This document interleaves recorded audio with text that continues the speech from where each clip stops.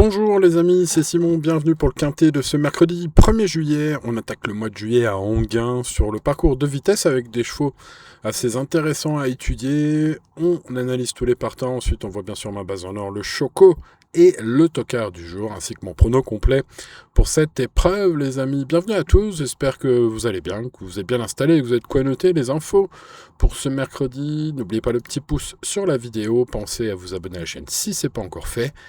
Et pensez à aller voir les résultats VIP du mois dernier, en juin 2026, les amis. Ce fut la régalade pour les abonnés VIP sur mon site internet. Bon, une fois que vous avez tout ça, allez, on y va. On étudie les partants aujourd'hui. Classique à bleu. Le numéro 1, on commence déjà par un petit peu un cheval en mode tout rien. Bah d'ailleurs, ça se voit sur ses performances récentes. Ça a un peu toujours été comme ça avec elle. Voilà, écoutez. Bon, pour se pencher plus sur Enghien, par exemple, ce qui nous intéresse aujourd'hui, on note 2 accessites d'honneur plus une victoire en 4 courses. Finalement, vous voyez, c'est peut-être aussi une histoire de spécialité du parcours. Cette piste d'Enghien, écoutez, c'est souvent l'été, peut-être aussi ça joue sur ses performances. Voilà, le cheval est capable de belles choses. Voilà, elle travaille bien le matin, selon Alex Sabrivard, sachez-le. Bon, alors évidemment, dans ce lot, peut-être pour la gagne, il y a quand même 2-3 concurrents, quoique. Attention quand même à ce classique à bleu, je la classerai en mode un peu tout rien évidemment, mais un cheval à suivre quand même sur l'un de vos tickets. Moi, je l'ai gardé 5e de mon prono, ce numéro 1. Allez, on passe à Kaiser des Granges, le numéro 2. Kaiser des Granges qui est un cheval en forme. Il monte très, très sérieusement de catégorie dans ce quintet plus relevé. C'est ce que indique Christopher Nicole d'ailleurs. Il pense que c'est compliqué. Il espère quand même une petite place, à demi-mot. Bon, voilà, c'est une candidature intéressante pour ceux qui cherchent à battre des records de cote. Voilà, puisque le cheval est en mode sport, bien placé derrière la voiture. Mais bon, au papier, il y a quand même presque tous les autres qui sont plus recommandables. Donc ça fera beaucoup de défaillances. Passons au numéro 3, Count Flush, qui reste sur une performance qui m'a fait plaisir, qui fut rassurante. Voilà, l'un plus l'autre, c'est pas mal. Bon, après, elle possède des moyens, mais demeure quand même compliquée à utiliser. Son entourage la pense en forme, mais avec peu de marge.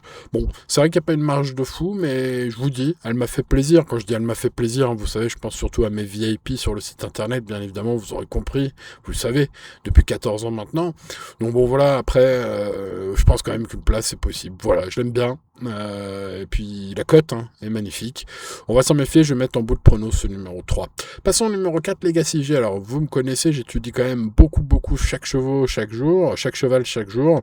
Et ce Legacy GL, je l'ai étudié, il me semble avoir une bonne chance. Il vient de faire 3e à Enghien. Il avait bien couru cet hiver à Vincennes. Voilà, le papier est plutôt bon.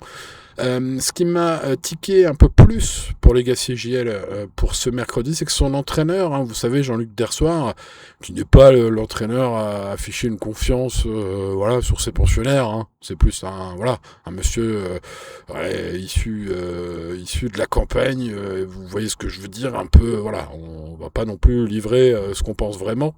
Là, j'ai trouvé confiant, voilà, tout ça pour vous dire ça, donc entraîneur plus confiant que d'habitude, en tout cas, c'est mon impression, pour lire ses interviews quand même très régulièrement depuis 14 ans, même plus de 14 ans bien sûr, Et puis pour le connaître un petit peu, puisque vous savez que je suis de sa région, et donc je le vois quand même de temps en temps sur les hippodromes, même si j'y vais un peu moins souvent ces derniers temps. Pensez à vous abonner au VIP, les amis turfistes, n'oubliez pas. Voilà, mais en tout cas, c'est une base solide. Et puis je vous dis, la confiance m'a hypé.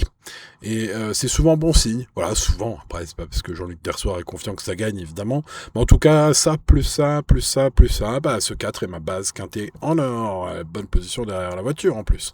Passons au numéro 5, Like You, qui semble un peu barré au papier, vu ses meilleurs chronos depuis un an. J'ai pas aimé son ultime sortie, son driver indique que la jument revient au mieux, donc c'est peut-être une bonne indication. Le pro est en gain avec des ambitions pour les places, Esteban de Jésus. Bon, écoutez, c'est une petite possibilité. Voilà, j'ai mis 8 sur 20, ça résume très très bien ce que je pense. Le cheval n'est pas assez rapide pour briller dans un tel lot, mais avec quelques défaillances, sa forme pourrait faire en sorte qu'il soit 4-5e à grosse cote. Voilà. Allez, passons au numéro 6, Katia Delpa, qui sera mon tocard du jour. Le cheval reste sur une victoire. Il aime bien le sport proposé ce mercredi. En effet, elle s'est imposée par 3 fois avec des départs lancés, 2 fois à Cagnes-sur-Mer, une fois à Mokanchi, donc sur les pistes plates, corde à gauche, autostart, vous voyez ce que je veux dire. Ce sera le cas ce mercredi en Anguin. Son entraîneur attend une confirmation. Malgré une opposition relevée, il vise une place dans les 5 premiers. À mon avis, le cheval sera dans le coup aujourd'hui. La cote est belle. Benjamin Rochard est aux manettes. Et ben voilà, toutes les raisons pour lesquelles j'ai choisi ce numéro 6, tocard du jour. On passe au favori logique, le Graal. Ce numéro 7 qui s'appelle le Graal, qui est en retard de gain mais facétieux. On peut le considérer comme un cheval à mettre en bas sur au moins l'un de ses tickets. Peut-être nulle part aussi sur d'autres, car si le cheval est évidemment une première chance logique, c'est pas non plus un cheval déclassé à la Duval d'Estaing, vous voyez ce que je veux dire. C'est juste un cheval qui a une bonne chance aujourd'hui, très bonne chance même, c'est vrai, il faut quand même le dire. Mais voilà, tout ou rien quand même. Donc je l'ai mis en base sur un ticket principal, on va dire. Mais j'en fais plusieurs des tickets. Allez, passons au numéro 8, Kiss Atout. Second atout du Val d'Estaing. Ce cheval arrive en forme ascendante après une victoire convaincante dans le Quintet Plus de Thury-Harcourt. À Caen, la dernière fois, c'était bien. Il le méritait, il l'a eu. Son entourage reste confiant. Même si avec le numéro 8, je les ai sentis quand même moins confiants que la dernière fois. Hein. Voilà, c'est une chance régulière. Il faut retenir quelque part ce numéro 8. Moi, je l'ai mis plutôt en bout aujourd'hui. Hein. J'étais quand même assez chaud la dernière fois. Là, je le suis quand même moins. Même si, normalement, il devrait jouer les places quand même sur sa forme. Hein. Ce numéro 8. Passons à Lovebird, le numéro 9 que je vais mettre dans mes champs réduits, un fils de Royal Dream qui reste sur une plaisante 3e place sur le parcours de vitesse d'Anguin. C'est un attentiste, il a tiré le numéro 9, il va falloir atteindre un bonne des grands jours, il va falloir un rythme sélectif, il devrait peut-être y en avoir un à Anguin ce mercredi. Si tel est le cas, le cheval est en forme et rapide, donc on va s'en méfier. Mais bon, voilà, j'ai plus place sur le prono, donc j'ai mis pour mes champs réduits ce numéro 9. Je n'ai pas gardé le 10, Love Glycine, qui ne doit pas être jugé sur sa dernière sortie, hein, c'était un accident matériel, le cheval a été arrêté avec un sulky cassé, alors je ne sais pas si c'est la roue ou le sulky, mais bon, on a bien vu ce jour-là qu'il y avait un problème. Son entraîneur d'horreur, Franck Nivard, le dit en forme, le dit à l'aise sur le parcours, il compte sur un bon développement de course pour jouer les places, c'est un outsider capable de surprendre à mon avis, seulement si 4 ou 5 chevaux plus, évidemment, déçoivent. Hein. Voilà, je n'ai pas gardé ce 10. On passe donc au numéro 11, l'Ariano, qui fera partie de mes champs réduits. Ce cheval est en forme, se présente après un beau succès, hein, c'était sur la grande piste à Vincennes, sur 2700 mètres. L'opposition est de bonne facture, était de bonne facture ce jour-là, donc il y a une chance régulière sur ce 11 en théorie, sauf que, vous me connaissez, je fais vraiment le papier, et j'ai regardé cette tentative derrière la voiture lanceuse, hein, derrière l'Autostart. Je rappelle que ce mercredi à Anguin, c'est le départ lancé 2150 mètres, et bien écoutez, le cheval a couru 4 fois derrière l'Autostar et compte 4 échecs. Donc 0% de réussite derrière la voiture pour ce numéro 11. Du coup, au lieu de le mettre dans mon prono, je l'ai mis seulement dans mes champs réduits. Allez, on passe au numéro 12, Larry Flett, qui reste sur une victoire convaincante, monte de catégorie avec de la fraîcheur. Son entraîneur reconnaît la difficulté de la tâche. Il vise une 5e place en raison de sa forme et de sa bonne position. À mon avis, c'est une candidate intéressante lorsqu'on fait le cumul, le calcul, j'allais dire, de ses atouts. On va additionner. Vous êtes prêts? Vitesse, plus forme, plus aptitude piste plate, plus aptitude corde à gauche, plus régularité. Tout bien pesé, hein. Vu sa cote probable, ça pourrait être la surprise du chef. Bon, je l'ai mis en regret, ce numéro 12, mais il sera dans mes champs réduits, peut-être sur un ticket spéculatif, sur un second ticket spéculatif, allez savoir. Passons au numéro 13, Loving Dream, 100% de réussite à Anguin. C'est pas de toute beauté, ça, les amis, hein.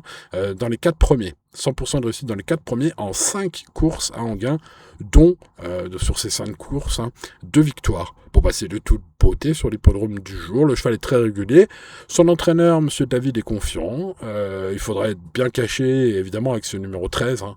Mais bon, sachez quand même que j'ai hésité entre ce 13 et le numéro 6 au moment de choisir mon tocard du jour. Bon, finalement, je l'ai intégré en 6e place, ce numéro 13. Méfiance. Passons au numéro 14, l'amont du Douette, qui devra composer avec le 14. Son driver reste mesuré. Il vise une petite place, François Lagadec. Je l'ai pas senti très confiant. Le cheval a fini 5 fois dans les 5 en 9 sorties Autostart, donc 5 sur 9 dans les 5 premiers. Ouais, ça fait 45% à peu près de réussite. 60% de réussite, pardon. Ou, enfin, plus de 50% de réussite, en tout cas, les amis. On va y arriver, il fait chaud, donc voilà. Hein. Bon, le cheval est en mode sport, donc évidemment, le rayer est compliqué, le garder est compliqué, car avec une chance secondaire, mais il est en mode sport, et il est pas mauvais, hein. Notamment derrière la voiture lanceuse, donc vous de voir. Dites-moi si vous le gardez ce 14, j'ai pas eu la place, on peut pas tous les mettre. Le Cashmaker est mon choco du jour numéro 15. Le cheval, l'année dernière, s'est imposé en 1-11 pile sur 2100 mètres à Vincennes. Une perf qui lui laisse une très belle chance aujourd'hui. Alors évidemment, il est à le 15. Il va falloir un petit peu trouver une solution pour Paul Ploquin, mais pas impossible avec le 15. Le cheval est en forme cette saison. Sa fin de course était bien. La dernière fois, notamment, entre autres. Adrien Guarato souligne que c'est la corde qui le dérange, mais le cheval aime bien les longues lignes droites. Il va être servi. C'est un trouble fait à ne surtout pas négliger, probablement, avec un Paul Ploquin déchaîné. Ce numéro 15 pourrait nous faire une très très belle ligne droite, les amis. Je vous invite donc à le noter sérieusement. Allez, en parlant de noter, passons au prono, les amis. N'oubliez pas le petit pouce sur la vidéo. Pensez à vous abonner à la chaîne et activer la cloche, bien évidemment, si ce n'est pas encore fait. Allez, on y va. Basse Quintet Honor Legacy JL, les numéros 4. Ouais, les infos sont bonnes. Je vous le disais, le papier est excellent. Je l'ai détaillé au cours de cette vidéo. Mais ce qui m'a un peu touché, on va dire, au cœur, c'est la confiance plus élevée que d'habitude de son entraîneur, qui est d'habitude très circonspect. Ici, il est un petit peu confiant, ce qui change tout lorsqu'on connaît le langage Jean-Luc Dersoir. Enfin, en tout cas, c'est ce que j'ai remarqué depuis quelques dizaines d'années maintenant. Bon, ce numéro 4, Legacy JL, est ma base Quintet Honor. Le choco du jour, je le disais, le cashmaker n'a contre lui que son numéro 15. C'est un attentiste, il va falloir un Paul Ploquin des grands jours, mais il va nous faire une belle ligne droite finale. Alors espérons qu'il ne finisse pas vite, mais trop tard, puisque vous le voyez, ce numéro 15 est mon choco du jour. Alors j'ai eu quelques hésitations pour ma rubrique tocard du jour, j'en ai parlé au cours de cette vidéo, mais Katia Delpha, le numéro 6, a finalement retenu mon attention un peu plus que les autres pour sa forme, pour son aptitude départ autostart, vu 2 fois à Cagnes avec 2 victoires, une fois à Maucanchi en assez peu de sorties. C'est donc un cheval qui va aimer le parcours du jour à mon avis, et avec Benjamin Rochard déféré des 4 et le numéro 6 derrière la voiture, et ben voilà, au final j'ai choisi ce numéro 6 en base tocard du jour, en base spéculative. Allez, entre ces 3 chevaux à belle cote, j'ai mis le numéro 7, qui est le favori logique. Notez, pour ceux qui n'ont pas écouté les vidéos, que ce numéro 7, c'est un favori tout ou rien, pour résumer. 4, 7, 15 et 6 sont donc mes 4 bases. Ensuite, derrière ces chevaux, il faut tenir attention au numéro 1, Classica Bleu, qui certes est souvent disqualifié, mais attention, c'est l'une des spécialistes du parcours du jour. Les amis, vous le savez, je fais un papier complet, et voilà. Écoutez, 4 courses à Anguin, 2 accessibles de l'heure, une victoire. Ce numéro 1 mérite crédit. Attention, derrière ce numéro 1, au numéro 13, Loving Dream, ultra régulier, très beau taux de réussite à Anguin également, 2 victoires à Anguin, et 100% de réussite dans les 4 premiers en 5 courses sur l'hippodrome qui nous intéresse ce mercredi. Bref, méfiance avec ce 13. Bon, on peut se méfier de beaucoup d'autres choses, notamment l'autre du Val d'Estaing de service, le numéro 8 qui s'atoue, en forme, de la qualité. On peut se méfier de Quinte Flèche qui m'a fait très plaisir sur le service VIP la dernière fois, le numéro 3 qui se rappelle qu'aujourd'hui, pourquoi pas. Les regrets sont très nombreux, je citerai le numéro 12, La Riflette, qui va être à très grosse cote, mais qui reste sur une victoire convaincante et qui accumule vitesse, forme, aptitude piste plate, aptitude corde à gauche et régularité. Ça fait pas mal de petits trucs en plus pour ce numéro 12, méfiance. Beaucoup de regrets, je le disais, je vais quand même citer Lovebird, parfois la note, ce numéro 9, mal placé derrière la voiture aujourd'hui. Le 11, Lariano, en grande forme, et lui aussi mal placé derrière la voiture, est un autre regret. Bref, vous l'avez compris, c'est pas un quintet très facile ce mercredi, restez raisonnable, jouez responsablement, et tout ira bien. Voilà les amis de Turfit, il ne me reste plus qu'à vous demander de mettre le petit pouce sur la vidéo, pensez également à vous abonner à la chaîne si ce n'est pas encore fait. Pensez à vérifier les résultats de mes pronostics VIP en mois de juin 2026. Le mois dernier a été de toute beauté, les amis, notamment pour ma célèbre et unique rubrique Cheval du jour VIP, uniquement disponible sur mon site internet ou par téléphone, pour ceux qui veulent m'appeler, bien évidemment. Donc bref, pronoturgratuit.fr pour plus d'infos sur mon service VIP, les amis turfistes. Allez vous renseigner un petit peu, ça peut peut-être vous aider. Allez, voilà. Allez, bonne chance à vous pour le quintet de ce mercredi, et à très bientôt pour de nouvelles aventures. C'était Simon. Ciao, ciao.